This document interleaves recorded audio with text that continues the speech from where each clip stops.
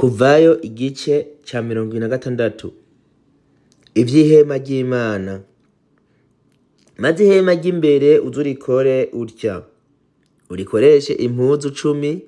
Izo mpuzu zijishwe mu nyuzi zera derere nziza zihinzwe neza, no mu nyuzi z'amasufe no mu z'amashigisha no mu zisa n'agahama, zize zijishwe ibishushanyo vy'abakerubi bijishwe n'abahinga bavyo. Uburebure bw'impuzu yose buze bube amatambwe 28 y'ukuboko uciriye mu nkokora. Ubwaguke bwayo bube amatambwe 4. Impuzu zose zibe cabugegwe. Impuzu 5 zirongoranywe ukwazo, zindi 5 zirongoranywe ukwazo. Kandi udutere utugombo tw'udutambara tw'amasufe ku ruhande rumwe rw'impuzu iherera izarongoranijwe za mbere. Uheze utere n'utundi tugombo nk'utwo ku ruhande rw'impuzu iherera izindi mu zarongoranijwe za kabiri. Utugombo tuze tube 50, utwo uteye ku mpuzu imwe no mu zindi za kabiri zarongoranijwe. Utere utundi 50 nyene ku ruhande rwiherera izindi. Utwo tugombo dutumberane. Uzucure uturinda 50 mw'izahabu, udufatanishe izo mpuzu zarongoranijwe, kugira ngo iryo hema ricike rimwe ryiramvuriye. Kandi uze ujishe impuzu mu bushenza bw'impene, zibe ihema ryo hejuru ryo gupfuka iryo hema ry'imbere. Ujishe impuzu 11. Uburebure bw'impuzu yose bube amatambwe 30 y'ukuboko uciriye mu nkokora. Ubwaguke bwayo bube amatambwe 4. Izo mpuzu uko ari 11 zibe cabugegwe. Urongoranye impuzu 5 ukwazo, 6 nazo ukwazo. Iya gatandatu uyikubemwo 2 ku rwinjiriro rw'ihema. Kandi uzutere utugombo 50 ku ruhande rw'impuzu iherera izarongoranijwe za mbere. Uheze utere n'utundi 50 nyene ku ruhande rw'impuzu iherera izindi mu zarongoranijwe za kabiri. Kandi uducure uturinda 50 mu miringa, utwinjize muri utwo tugombo, ufatanye ivyo bihimba vy'iryo hema ricike rimwe ryiramvuriye. Ikizosaguka mu mpuzu z'ihema ryo hejuru, igihimba kizosaguka kize cenene ahahera inyuma kuri iryo hema ry'imbere. Ku mpuzu z'ihema ryo hejuru, ibihimba bizorenga vy'itambwe rimwe ku mpande zompi bize vyenene ku mbavu z'iryo hema ry'imbere biritwikire. Kandi uzubariranye ico kurenza hejuru y'iryo hema ryo hejuru mu nsato z'amapfizi y'intama zizizwe mu gahama. Hejuru yaco uzukirenzeko ikindi gikozwe mu nsato z'ibikoko vyitwa tahashi. Ivy'imbaho z'iryo hema. Kandi uzubaze imbaho mu giti c'umushita zo guhagarika iryo hema ry'imbere, uzishinge. Uburebure bw'urubaho rumwe buze bube amatambwe 10 y'ukuboko uciriye mu nkokora.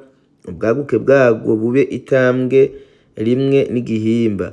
Kandi ku rubaho rumwe haze habe inkago 2 zirume kuri rwo, uko abari kuzokora ku mbaho zose z'iryo hema. Nuko rero uzubaze izo mbaho z'iryo hema. Izo mu ruhande ahera ibumanuko zibe 20. Kandi uzucure ibitereko 40 mw'ifeza. Bije musi y'izo mbaho uko ari 20. Ibitereko bibiri bije munsi y'urubaho rumwe rumwe byo kurokezwamwo za nkago uko ari 2 bityo. Kandi uzubaze izindi mbaho 20 z'urundi ruhande rw'iryo hema ruhera iburaruko, nazo uzicurire ibitereko vyazo 40 mw'ifeza.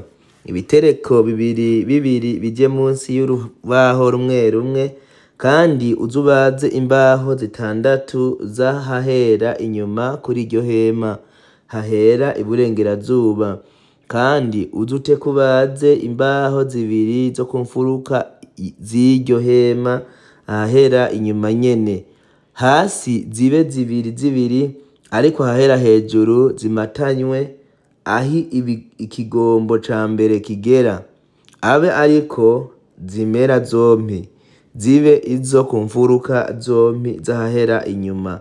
Nuko izo mbaho zose na zose zizoba 8, n'ibitereko vyazo vy'ifeza 16. Ibitereko bibiri bije munsi y'urubaho rumwe rumwe, kandi uzubaze ibiti vy'intumba mu giti citwa umushita, ibiti 5 vyo kuja ku mbaho zo ku ruhande rumwe rw'iryo hema, n'ibindi 5 vyo kuja kuzo ku rundi ruhande rwaryo, n'ibindi 5 vyo kuja kuzahahera inyuma kuri iryo hema nyene ahera ibirengerazuba. Igiti co hagati y'ibindi kiri hagati kuri izo mbaho kize kibe umwishikira, kandi izo mbaho uzuzomeke kw'izahabu uheze uzicurire ibigombo vy'izahabu vyo gusobekamwo vya biti, n'ivyo biti navyo uze uvyomeke kw'izahabu. Nuko uzushinge iryo hema nk'uko ikigereranyo caryo werekewe kuri uyu musozi kimeze. Ivy'igihuzu gikingiriye ahera n'ico ku muryango. Kandi uzujishe igihuzu cyo gukingira, ukijishe mu nyuzi z'amasufe no mu z'amashigisha no mu zisa n'agahama no mu zera derere nziza zihinzwe neza, kize kijishwe kw'ibishushanyo by'abakerubi bijishwe n'abahinga bavyo. Uzukimanike ku misumari yacuzwe mw'izahabu iri ku nkingi 4 zabajwe mu giti cy'umushita zometswe kw'izahabu, zineze ku bitereko 4 vy'ifeza.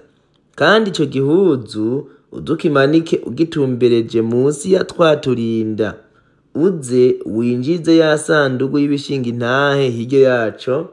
Ico gihuzu kize kibabere ico gutandukanya ahera n'ahera cane, kandi wa mutemere wo guhongerako uzuwurumye kuri iyo sandugu y'ibishinga intahe irahera cane. Kandi ya meza uzuyashire hino y'ico gihuzu na ca giterekwa kw'amatara uzugishire ku ruhande rw'ibumanuko muri iryo hema aharabana nayo meza. Ayo meza nayo uyaherereze mu ruhande rw'iburaruko. Wongere ujishe n'igihuzu cyo gukinga ku muryango w'ihema mu nyuzi z'amasufe no mu z'amashigisha no mu zisa n'agahama no mu zera derere nziza zihinzwe neza, kijererenzwe kw'amabara n'abahinga. Uzubaze inkingi 5 mu giti c'umushita z'ico gihuzu co gukinga, uzomeke kw'izahabu, imisumari yo kuri zo icugwe mw'izahabu nyene. Kandi uzuvugutira imiringa uyikuremwo ibitereko 5 vyo kunega mw'izo nkingi.